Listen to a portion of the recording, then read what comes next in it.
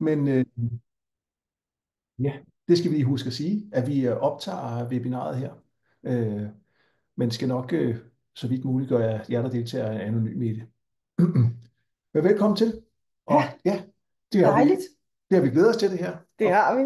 få skudt et hul på.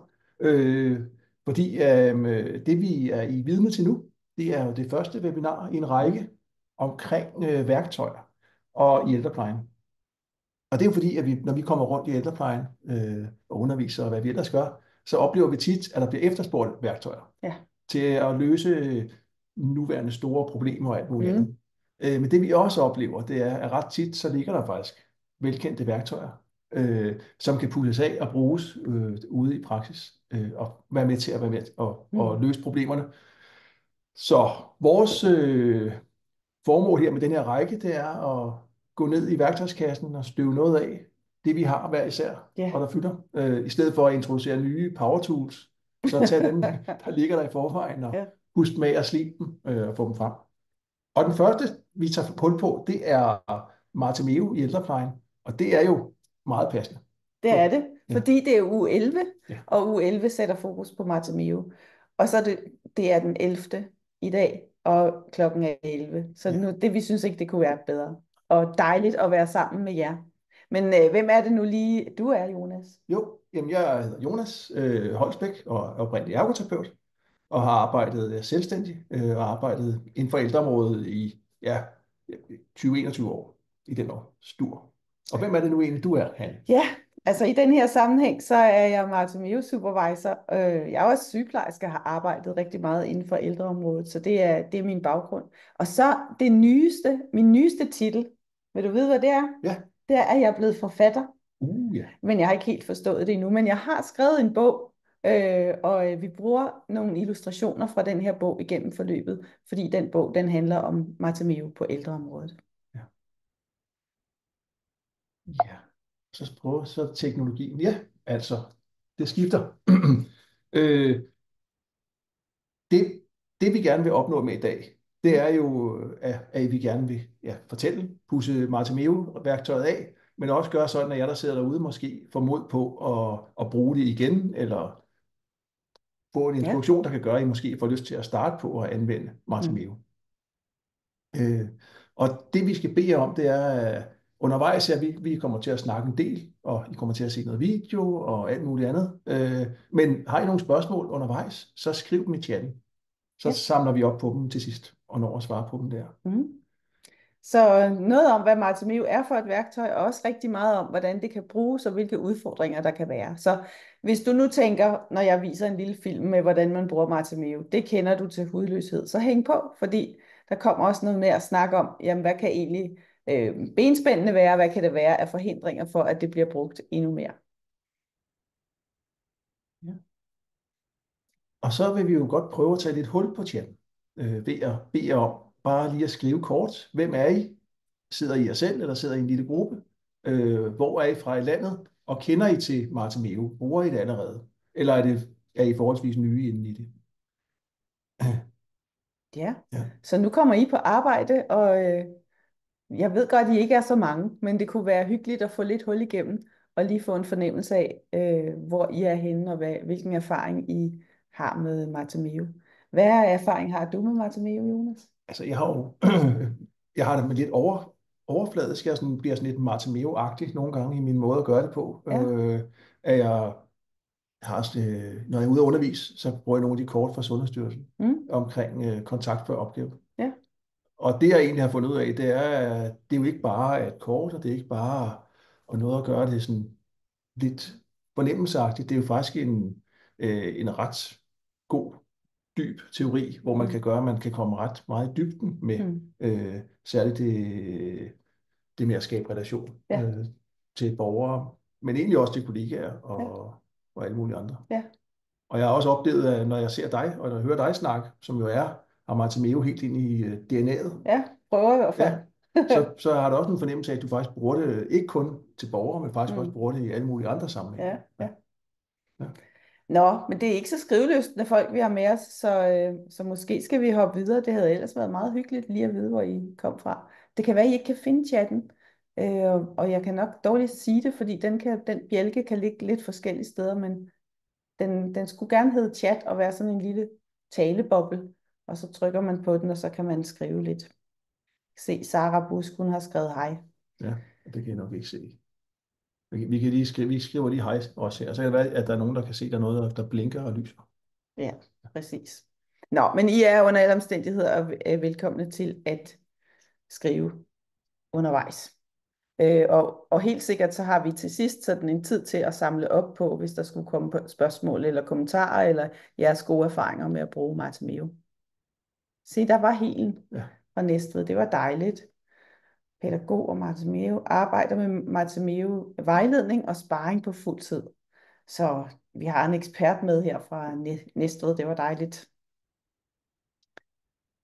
Ja, skal vi hoppe lidt videre? Ja. Yes. Det var bare lige helt kort et billede af min bog. Ja, Har du set den? Jeg har set den, og Ja. jeg har også læst i den, og er ret glad for den faktisk. Mm. Både fordi der står sådan en som mig, som er lidt novise inden for Martimeo, nogle om, hvad er det for nogle principper, og hvad kan man gøre, men også, at der er lidt omkring ledelse. Ja. At hvad kan man understøtte lederen i, Ja. og hvad kan lederen selv være opmærksom på, når de skal til at arbejde med, eller have Martimeo i deres hverdag, eller hvor de nu er henne. Ja, dejligt. Ja. Se, Martimeo på ældreområdet har vi skrevet her. Ja. Altså, Og hvad er det sådan set helt præcist? Fordi at det, som jeg jo godt ved lidt, og har en fornemmelse af, at det handler om at optage film af kontakt mellem mennesker. Og så er der i de sidste, og de her år, der er jo fokus på, at der er en særlig faglighed omkring det at skabe kontakt og relation. Ja. Så det er noget med at optage situationer, der kan være svære, eller måske også situationer, der ikke er så svære. Ja, egentlig kan det være begge dele. Du har fuldstændig grebet det på den måde, at det handler om videofeedback. Altså det at få feedback på den helt almindelige hverdag, og det helt almindelige samspil, man har. Så det kan være, I kan se et billede her af, hvor jeg er sammen med Inge. Så det kunne være mit samspil med Inge, når jeg gerne vil hjælpe Inge til at gå hen ad stien. For eksempel. Derfor har jeg sat et billede ind fra bogen. Så det der med at få videofeedback, det gør altså, at man får billedhjælp i sin feedback, så man kan gå tilbage og besøge, hvad skal man sige, den ægte situation, man lige stod i, og kigge på den, uden at man har handlet tvang, fordi man ligesom kan kigge tilbage i filmen. Så er det også kommunikation i detaljer. Så det er det der med at nørde ned i, hvad er den mindste lille del af en kommunikation. Inge tager et initiativ, stopper op og kigger på mig, og jeg stopper så også op og kigger på hende og ser lige, er hun klar til den her lille gåtur, hvis vi skulle bruge det billede. Så det er det der med sådan kommunikation helt ned i nørdede detaljer, og så er det relationsarbejde. Så det der med, at man har simpelthen evidens for, at Martimeo er med til at styrke relationer, at det er en måde at gøre det på, som jo netop er blevet sådan en ny faglig bevidsthed også, at det skal vi også kunne på ældreområdet. Vi skal kunne lave alle de praktiske opgaver, men vi skal faktisk også kunne stå for at øge fagligheden omkring relationer, og vide, hvad vi skal gøre, hvis relationer ikke fungerer. Ja. Og så står der de her 5 elementer, men det er jo ret meget. Ja. Er det så den rækkefølge, man skal tage det i, eller skal man gøre det helt samtidig, eller hvad? Det er for ligesom at sige, når man sidder som Martimeo-terapeut og skal hjælpe med, hvis man nu har en lille filmsekvens, og så skal give noget feedback, så ser man, hvilket element er måske særligt nyttigt her. Hvad er det, borgeren viser, at de særligt har brug for? Og de 5 elementer, det er sådan dem, som alle Martimeo-terapeuter internationalt er enige om. Det er de grundlæggende elementer. Det er at se og følge, altså at Inge og jeg følges. Det er også at vente, at når Inge stopper op og kigger på mig, så venter jeg og ser, hvad hun er optaget af. Så er det at sætte ord på. I stedet for at stille en masse spørgsmål, så er det det at komme med nogle sådan ord for tingene. Hvem er du, og hvem er jeg? Og så er det at bekræfte, at det man gør, at man får en fornemmelse af at lykkes. Og så er det positiv ledelse. Så er det altså så, nu synes du 5 er mange, men faktisk er der flere af dem, som er delt op i flere sådan underafdelinger. Men jeg har taget sådan de 5 grundlæggende med, for ligesom at vise, det er i hvert fald det, vi er enige om. Ja. Ja, så det er sådan lidt det er analyseredskabet på en måde. Ja. Ja. Og så kan man finde ud af, at det måske er lige inden for at vente, vi kan gøre noget i den her Ja, situation. Eller, det ja. kunne det nemlig være. Ja. Så vil man få det som arbejdspunkt til næste gang, og så vil man filme igen. Ja. Ja. Og det er netop det der med billeder. Ja. Ja, Ja. Og de kan jo være gode. Altså, de kan jo virkelig, man kan jo, når man kigger på det billede af de to, der sidder der, så kan man jo ja, virkelig få mange ting ud af det, ikke? ja. Øh, Det er og, Monika og Åge, og jeg har faktisk taget en lille film ja, med lige netop dem. jamen, altså, Men kan vi ikke få den at se? jo, det kan vi i hvert fald. Jo. Og så gør vi det på den måde, som man som regel gør det i Bartomeu, at man ser først hele filmen, og så går jeg tilbage, og så har jeg lige nogle nedslag. Det her bliver jo ultra kort, og der er også nogle af jer, som kender Bartomeu super godt, men bare lige for, at vi alle sammen får det der blik for, hvad er det lige, at det her værktøj kan med at kunne bruge film. Så skal jeg også sige, at hvis du vil se flere film, der er rigtig gode, så kig på Alzheimer hjemmeside. Der ligger nemlig en masse film, som man kan bruge, og hvor alle tilladelser er i orden. Så de kan bruges både til medarbejdere og til pårørende, og er gode til at vise Ja. med forskellige situationer. Så det er Alzheimerforeningens hjemmeside. Alzheimerforeningens Ja. hjemmeside. Ja.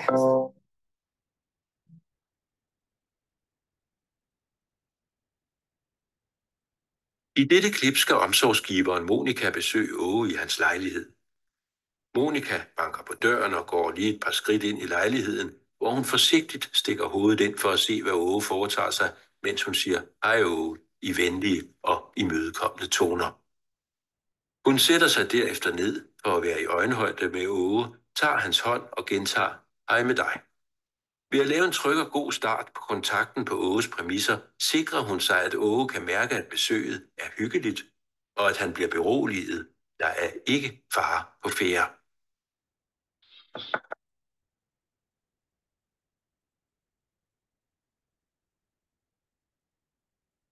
Hej Åge, det var mig, der kom. Hej med dig. Er det så koldt for? I det følgende klip er Åge optaget af fotografens korte bukser og spørger, om ikke det er for koldt. Monika følger straks hans initiativ og spørger, om det er fordi fotografen har shorts på, hvilket Åge bekræfter med et Han får derefter tid til at blive færdig med at iagttage shortsene og de bare ben. Når Monika tager udgangspunkt i det, Åge er optaget af, bliver han mødt på sit eget niveau og oplever at have værdi og blive forstået. Hej med dig.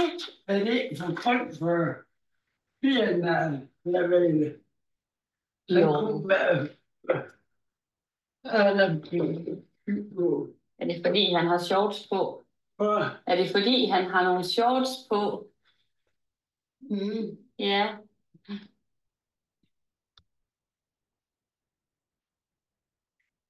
Fryser du dine arme? Nej. Nej. Nej. Nej.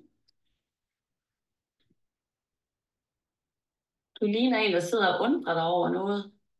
Men Ja, det gør det gør du ikke. På grund af sin demenssygdom er Åge begrænset i at kunne fortælle om sig selv, eller om hvad han aktuelt føler. Så da Monika oplever, at han sidder og tænker, fortæller hun ham, at han ligner en, der sidder og undrer sig. Åge benægter dette, men bliver alligevel meget glad for, at hun er opmærksom på ham, og de får et godt mødeøjeblik med øjenkontakt og smil. At etablere kontakten, før man går i gang med den aktuelle opgave, er essentielt for, at der kan etableres et godt samarbejde. Det kan gøres på mange måder, men fælles er, at der skal være en god stemning med et venligt ansigtsudtryk og rare toner. Man skal tage udgangspunkt i det, mennesket med demens er optaget af lige nu. Og endelig skal man få skabt øjenkontakt, så der er fælles fokus, inden der tages hul på opgaven.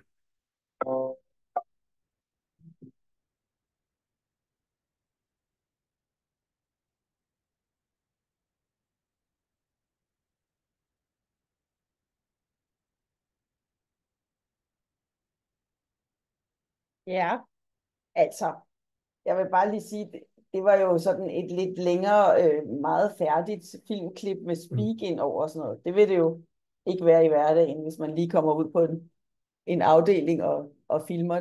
Men nu ville vi bruge noget film, som vi vidste var i orden, og hvor der var tilladelse.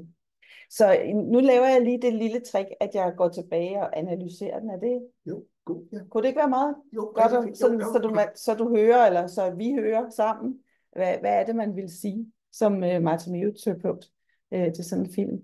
Og det første, vi lægger mærke til, det her, nu har jeg lavet det som stillbillede, det er, at Åge sidder ved sit bord. Han sidder sådan lidt passivt, lidt foroverbøjet, og lidt måske ufokuseret. Han har faktisk ikke øjenkontakt med Monica, lige da hun kommer ind, selvom hun har sagt nogle venlige ting der med godmorgen, Åge. Hun kommer sådan lige til syne, og hun har venlige toner. Hun præsenterer sig selv og siger, hej Åge. Og så får Åge sådan stille og roligt interesse for Monica.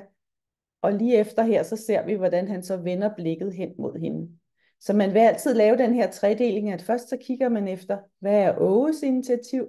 Hvad gør Monica ved det? Og hvordan er hans reaktion sådan? Så når hun siger hej Åge og kommer ind med sådan en venlig tone, så er det godt for Åge. Så skabes der en kontakt. Og så ser vi i filmen, nu har I jo også set med og set den 2 gange, så ser vi, hvordan Monica går over til bordet og sætter sig ned for at være i øjenhøjde. Og hun rækker ud mod Åges arm for sådan at skabe en kontakt, fordi egentlig så kigger Åge ikke på hende. Han har nemlig fået øje på noget andet, så hun må sådan pakke lidt sit eget initiativ sammen og lige være opmærksom på, hvad Åge er opmærksom på. Fordi Åge, han siger nemlig, mens han kigger derhen på fotografen, er det ikke for koldt? Med et sådan skeptisk blik. Og så følger Monica Åge, og så siger hun, er det fordi fotografen har shorts på? Og så siger Åge, Så det her med, det Åge er interesseret i, det må Monica følge. Hun må pakke sine egne ambitioner sammen om, at nu skal vi sidde her og hygge os, for han er altså lige opmærksom på den der fotograf. Lidt senere så spørger hun også til, fryser du? Fordi hun tænker, kan vide, om det også betyder, at han måske fryser. Så her følger Monica Åge og lader ham sætte dagsordenen. Og når hun gør det, så bliver han jo simpelthen så glad, fordi han bliver forstået og set og hørt. Og så kan han ligesom have kontakten til Monica. Så bliver den genetableret. Og så sker der lige, altså, det går jo ret hurtigt i sådan en lille kommunikation. Så bliver han alligevel lidt tænksom igen. Og Monica, hun sidder jo sådan, så det er nemt for hende at have en god kontakt. Så han skifter lidt igen, og så ser han ned i bordet og ser tænksom ud. Nu kender Monica ham bedre, end jeg gør, fordi jeg synes næsten, at han ser sur ud. Men hun siger, du ligner da en, der sidder og undrer dig. Så hun sætter sådan ord på ham. Og så siger Åge, nej, det gør jeg ikke. Og så bliver han simpelthen så glad, alene af den grund, at hun har sat ord på ham, at hun har prøvet at forstå hans følelser, og at hun er der altså fuldt opmærksom på, hvordan Åge har det. Og det at se, hvordan kun at være i kontakten, altså slip ambitionen om, jeg skal nå en opgave, jeg skal et eller andet med dig, du skal også lige et eller andet ud på badeværelset, men simpelthen at bruge tiden ene og alene her, de her par minutter på at skabe kontakten og være der på Åges præmisser, det gør ham simpelthen så glad. Så det var sådan en lille bitte intro til, hvordan man kigger på film og kigger helt ned i detaljer, og jo altid anerkendende. Det ved jeg også, du har hæftet dig ved. Altså det er aldrig, hvad hun gør af fejl, men det vil altid være, hvad hun lykkes med, hvad Åge har brug for, og hvad hun så kan gøre mere af i det efterfølgende. Så det behøver egentlig ikke at være en problematisk situation. Nej. Men det, der virker der, det kan man måske tage med videre til andre situationer, hvor det kan være svært. Ja. Fuldstændig rigtigt. Jeg synes, det var godt lige at få det uddybet lidt, fordi da fortælleren han fortalte, at jamen så sagde Monica spurgte, om han grublede på noget, og så sagde han nej. Og så sagde, og det blev Åge glad for. Ja, Så blev han glad for det? Det kan jeg da ja, ikke se. Men når nu du fortæller noget der, så kan jeg jo godt se, at det var ikke Åge, der bagefter har fortalt det fortælleren, at nej, han blev glad. nej, Det er jo fordi, at Monica er god til at kigge ja, på de der små udsving ja, i hans kropssprog. ja, At det var faktisk noget, han blev glad for, ja, at blive anerkendt i det. ja. Ja. Og det er faktisk der, filmen kommer til sin ret. Man kan godt nogle gange, selv når jeg står med kameraet og ser en situation, så kan jeg tænke, hvad er der her? Men så når jeg går hjem og ser det i detaljer, altså hvordan vi er med kropssproget, så trækker vi os lige, eller rynker lige panden, eller altså alle mulige små tegn Ja. er der jo på, hvad gør det egentlig ved mig, og hvordan lykkes det her for mig. Ja, Ja. så det var bare lige sådan et lille filmeksempel. Ja. Ja. Men det får mig også til at tænke på, fordi jeg har jo nogle gange tænkt, behøver man at filme? Altså, det er så bøvlet, eller bøvlet, det skal man jo ikke tale det alt for vold, men det er jo en stor udfordring at skulle sætte op, eller have en shortsklædt kameramand til at følge en rundt på et plejehjem, eller hvor man er. Ikke? Der er nogen, som laver Bartomeu, og som siger, at vi gør det uden kamera. Så kan man sige, så man iagttager man situationen, og så går man ind, og så taler man om den bagefter uden kamera. Men du har nok en fornemmelse af, når vi nu lige har siddet og kigget film, at der er alle mulige små detaljer, man så misser. Og der er nogle ting, man kommer til at måske at lægge større vægt på end andet, fordi det var lige der, man følte, det var svært, eller det var lige der, man følte, at der havde man ikke styr på det. Ja. Så man risikerer, at det bliver nogle andre ting, man måske får øje på. Men selvfølgelig kan man også bruge det hele tiden. Men der er en kæmpe gave ved at bruge film. Ja. Det er selvfølgelig ikke altid, man måske har en Bartomeu-terapeut. Der har vi ved det ene flueben der skrevet, hvem kan filme og give tilbagemelding. Fordi hvis man ikke lige har en kollega, men så er der måske en på en anden afdeling, eller en et andet sted i kommunen. Det kunne jo også være, at der var en på en børneinstitution, som kunne komme ud og hjælpe på et plejecenter. Altså, så det kunne godt være, at der var mulighed for at kalde på hjælp, når det var svært, eller når det var noget, man tænkte, det ville vi være klogere på. Det behøver ikke at være svært. Jeg har filmet masser af gange, hvor der måske var en medarbejder, der var rigtig god til at hjælpe en borger, og de andre havde måske lidt svært ved det. Så filmede vi hende, som lykkedes med det, og så, hvad er det egentlig, hun gør? Nå, der holder hun pauser, eller nå, der forsikrer hun ham om, at hun har styr på det, eller altså, så kan det være sådan små ting, som gør, at pludselig så kan alle løfte opgaven, og så får man hjælp til det. Ja. Og det er også at tænke, tit når jeg ser en film fra Bartomeu, så er det jo i deres egen lejlighed, eller på deres værelse, eller, men hvis nu man for eksempel har en, der bliver meget utryg og bange, når de er ude at købe ind, eller hvis der er et fællesareal, hvor det der er nogle rigtig store udfordringer, skal man så filme der? Eller skal man filme hjemme, og så tage det, man ser der, og tage det med ud? Det er en god drøftelse at have, at man snakker om, hvor kan det... Der kan jo også være sådan noget, hvor kan man tillade sig at gøre det, og få godkendelse til det, og sådan noget. Men man kan sagtens filme, så man går på gaden. Men man kan også, som du siger, altså det her var måske en positiv situation, men måske kan man også bruge noget af det, man kan se fungere til en anden situation. Så det er sådan lidt med at finde ud af, hvad kan jeg lade sig gøre. Jeg har masser af film bliver optaget i fællesrum, fordi det kan være forstyrrende at sidde der, eller det kan være, at man ikke har ro til at blive siddende og spise, fordi der er nogen, der rejser sig. Så der er masser af situationer, hvor man har stor glæde af at filme. Ja. Der, hvor man oplever noget, kan være lidt svært. Og i det hele taget, så er det godt at være kreativ og indtænke metoden i det, man ellers gør. Hvis man for eksempel har fokus på spisesituationen, vi skal have nogle måltider, som fungerer bedre, og kan vi få nogle tips og tricks til det? Ja. Så er det jo, i stedet for at få sådan nogle, hvad skal man sige, generelle tips og tricks, så er det fedt at sådan, lige i det lokale, vi har, og med de borgere, vi har, og med de medarbejdere, vi er, hvordan ser det egentlig ud at være en god værtinde, eller hvordan ser det ud, når vi faktisk sætter os ved bordene og er til stede i øjenhøjde, frem for at vi styrter rundt og skaber uro rundt om borgerne. Ja. Så det der med, at det kommer tæt på. Ja. Og det tror jeg også, det er jo noget af det, der er sådan i filmen, at det bliver feedback til mig præcist, og jeg kan tage action på det. Ja. Ja. Jeg ved jo, altså, jeg har også nogle redskaber liggende i min taske en gang imellem, og jeg har været ude og ansat steder, hvor jeg måske var den eneste, der kunne det. Ja. Og det, der tit skete, det var, at jeg måske kom til at gå lidt på kompromis med metoden, fordi det skulle ligesom passe ind, eller jeg skulle have kollegaerne med på den på en eller anden måde. Ja. Har du nogle sådan gode tips til, hvad er vigtigt at gøre, for at det ikke bliver for udvandet, eller bliver for skidt? Ja, så får jeg jo lyst til at kigge på det sidste flueben deroppe. Altså hvis man faktisk er Bartholomew-terapeut og tænker, ej, det ville altså være meget godt at filme der.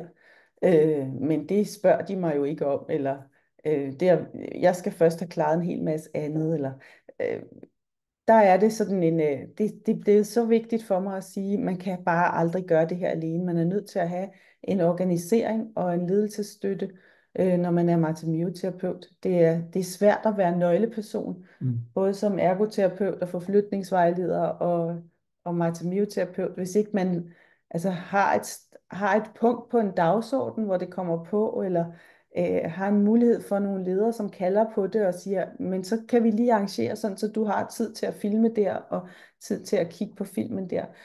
Så man har virkelig brug for, at det også bliver tænkt ind i organisationen. Ja, det vil jeg give dig helt ret i. Ja. Men du også der er tegnet der isbjerg ude i siden af en god måde, altså indikation for, at det kan være godt at gribe til Bartholomew. Ja. Det er, hvis der er noget, der ikke kan løses over. Der er noget adfærd, men der er noget, vi hele tiden snakker om, og der er også ham derinde, og nej, hvem skal gå derind? Jamen, så er det jo noget med, kan vi på nogen måde blive klogere på hvilken måde kan vi hjælpe det her menneske? På hvilken måde giver vi bedst støtte? Og det er jo alt det der er neden under vandoverfladen, som vi kan blive klogere på og få sat ord på og få fundet handlekompetencer til. Ja. Og på den måde spiller den jo også sammen med mange andre redskaber, ikke? I den grad. I den grad. Ja. Altså igen lidt tid til lige at lade det lande hos jer, stille jeres spørgsmål, eller har I gode idéer? Jeg ved ikke, måske sidder I endda et lille flok rundt om bordet, så bare lige sådan et minut til jeres egen refleksion og tænketid, eller skrivetid. Ja. Hvor lander det hos jer? Så fortsætter vi lige om lidt med udfordringer og benspænd for værktøjet.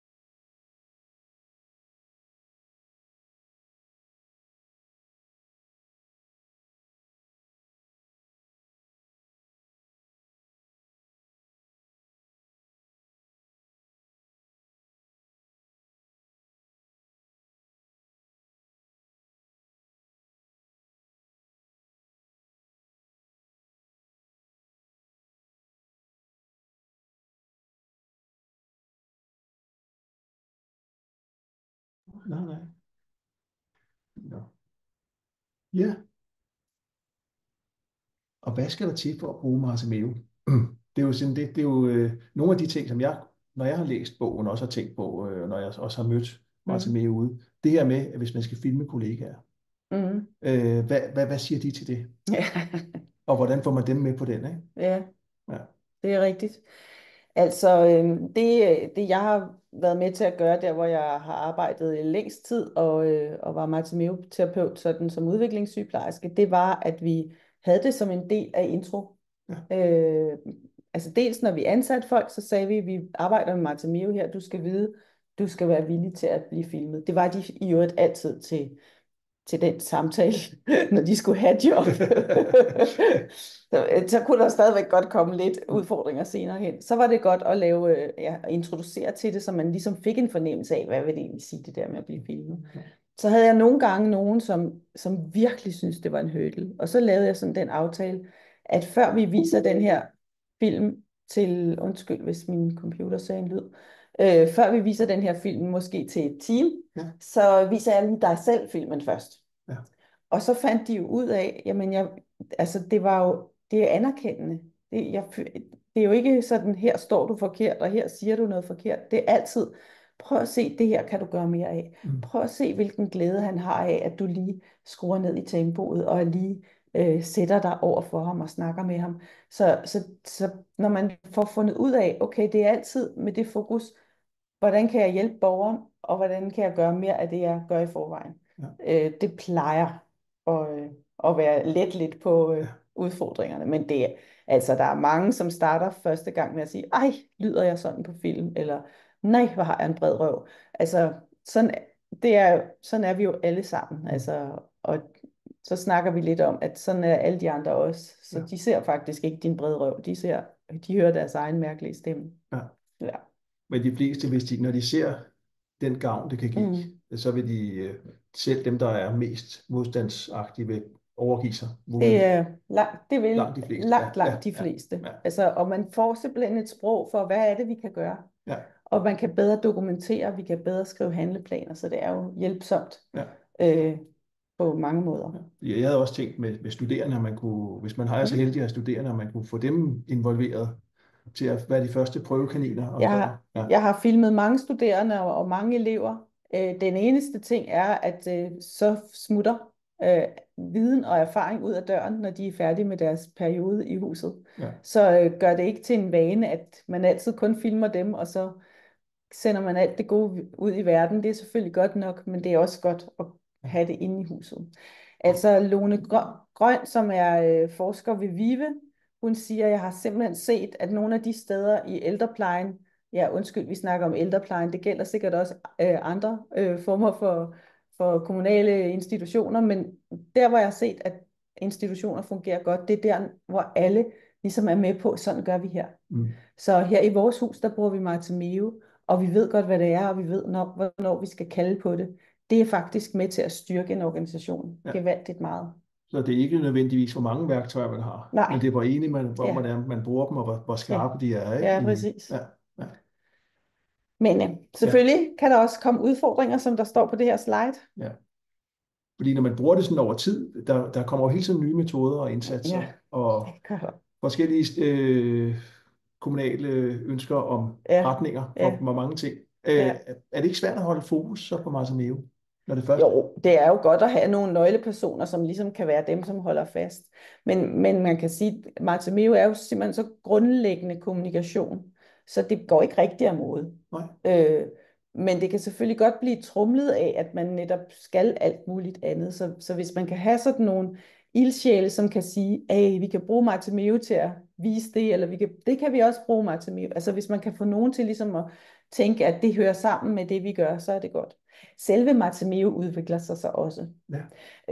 Fordi jeg brugte for eksempel videokamera, da jeg lærte det i sin tid, og nu kan man jo nemt bare bruge sin telefon eller sin iPad. Så der er også hele tiden nogle tekniske ting. Så kan der komme GDPR-regler, som kræver, at man opbevarer sine dokumenter på en ny måde.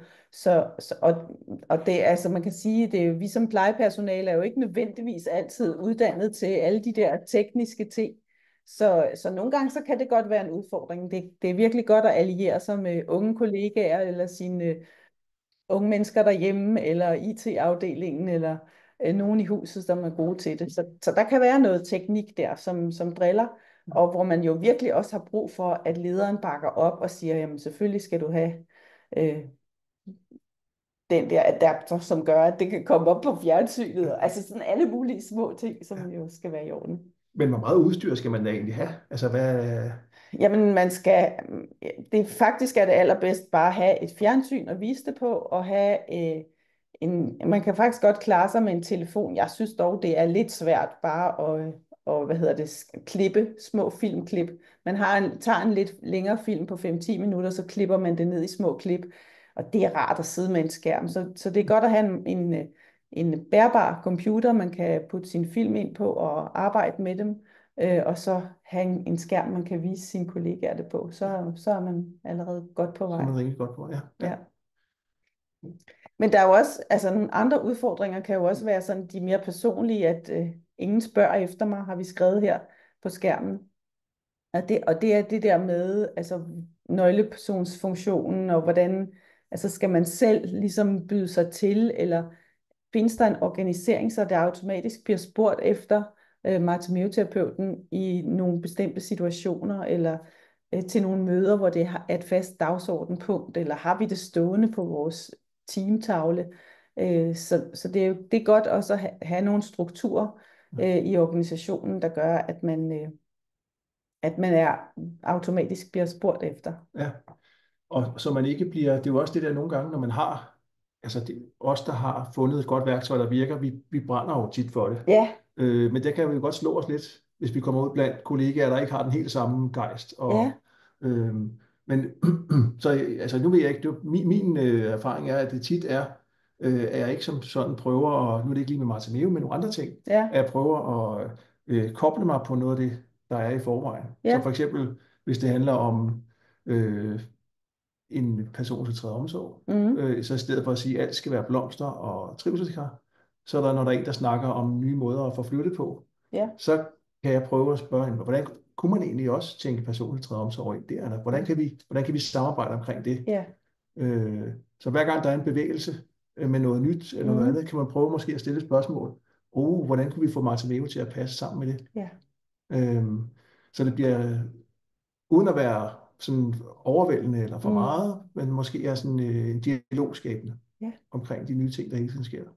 Så du tænker sådan, det er godt at være sådan kreativ og egentlig byde på noget, altså vise lidt, hvad man kunne, hvad man også kunne med den metode, man nu måske er den, som kender mere til end de andre. Ja. Uden selvfølgelig at gå for meget på kompromis. Ja.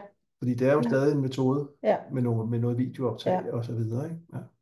Altså jeg kan i hvert fald genkende det, at jeg på et tidspunkt, kan jeg huske, vi snakkede om det der med at have mødeledelse på de almindelige morgenmøder på arbejdet. Hvor jeg så sagde, kunne jeg få lov til at filme de der møder og pege på, hvad der fungerer godt ved den mødeledelse, man har. Og der er jo ikke nogen andre, der var kommet i tanke om. Nej. Og så skulle vi lige snakke om, hvordan man kunne gøre det, og så gjorde vi det. Det var også meget vellykket. Så det har du ret i, at det kan være godt at tænke det ind, i stedet for at tænke, at det skal være noget selvstændigt, så mere tænke det som det, der ellers foregår. Ja. Og så er der også den der med, at jeg har ikke tid. Altså, mange pædagoger, sosu-medhjælpere, assistenter, sygeplejersker, ergoterapeuter. Altså, man har jo masser af ting, man tænker, man skal gøre, og det kan godt være sådan, at Bartimeo ligesom bliver sådan flødeskummen, man ikke når til. Men min oplevelse er, at det er altså smart at komme på forkant og faktisk få nogle af de der relationelle ting til at fungere godt, fordi så sparer man tid i sidste ende. Så det pas på med den undskyldning. Pas på med at sige, vi skal ikke filme i dag, for der er sygdom. Borgerne er der hver eneste dag. Så også når der er sygdom, skal vi jo på en eller anden måde have de gode stunder til at fungere. Det kan være, det er noget praktisk, vi skal skære ned på, men det er faktisk ikke relationen. Nej.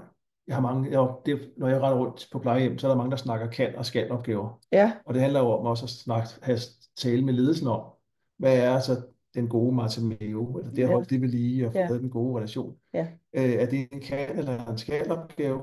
Og hvis det så bliver en kan opgave, hvad betyder det så, at vi faktisk ikke gør det mere? Så der bliver sådan sat på spidsen, at vi er nødt til at prioritere det, hvis det skal være her. Ikke? Ja.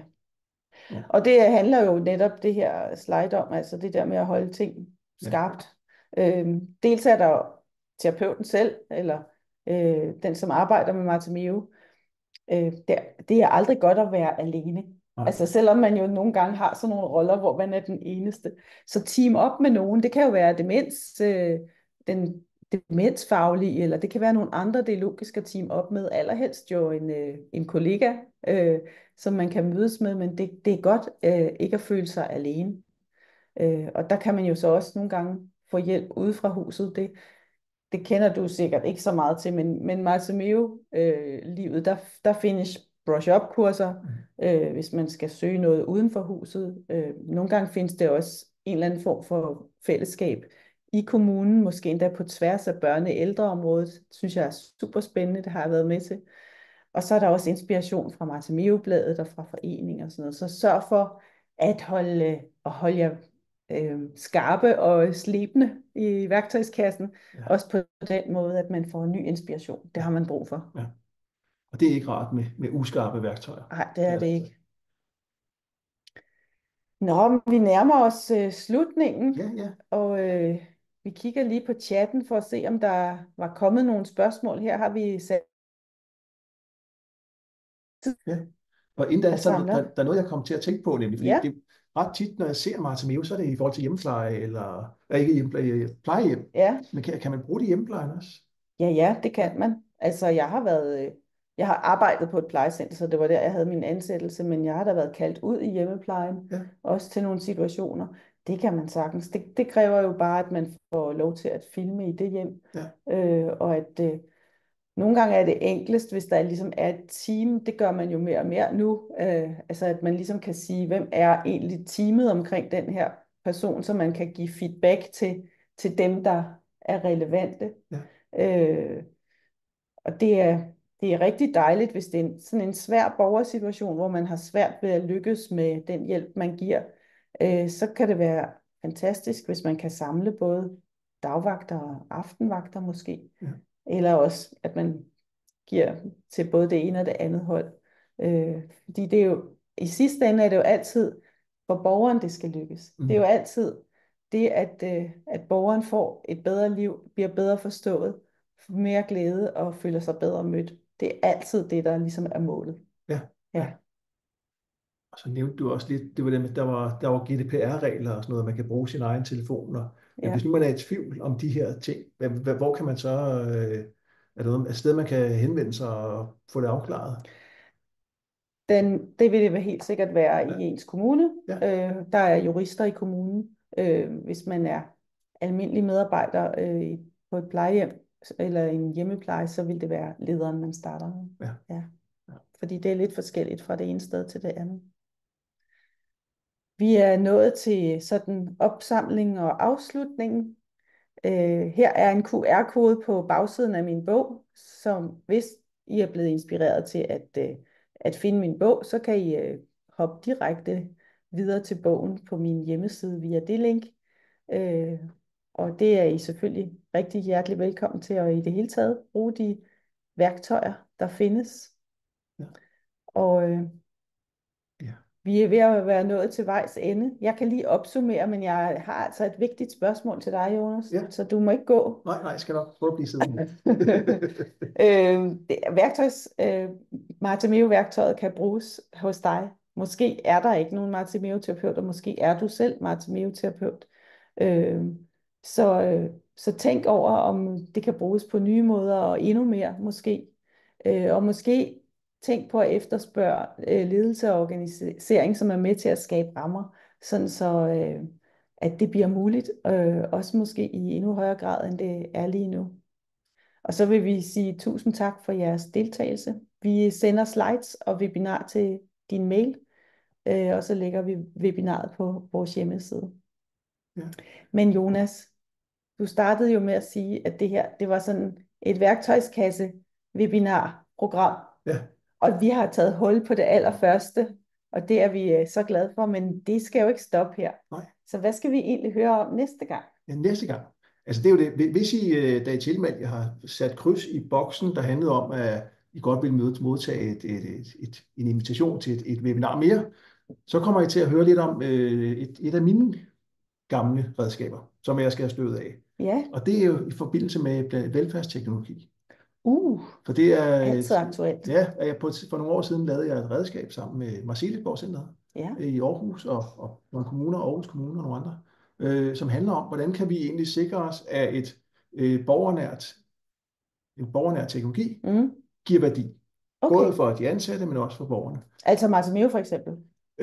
Det kunne det være, men det er nok mere tænkt som en... det er mere... Det er udviklet til fysiske teknologier. Okay. Lift eller computer eller rollator og alle de her forskellige ting. Ja. Og det hedder en livsorienteret teknologivurdering, som både kan hjælpes med at implementere det, men også vurdere, måske er det her en god idé, måske er det ikke en så god idé, og hvad skal vi dreje på, sådan så det måske det kan blive en god idé. Er det også noget for mig, som er sygeplejerske? Helt bestemt. Det er Det er for spændende. hele ældreplejen. Spændende. Ja. Og vi har allerede, vi er i gang med at planlægge det. Nå, Så men det er spændende. men vi har ikke nogen dato endnu. Nej. Den kommer. Og med det vil vi sige tusind tak for nu. I kan se vores hjemmeside står her på slidet, Ja. og I får tilsendt. Tusind tak for, at I var med. Tak Ha' en for god det. dag. Og god Barns uge. Fortsat Barns uge. I kan jo opleve Hanne i morgen i Greve. Det var release. Release. det var lige, kom lige for højre, for jeg var i nærheden af det. Tak for nu. Tak for nu.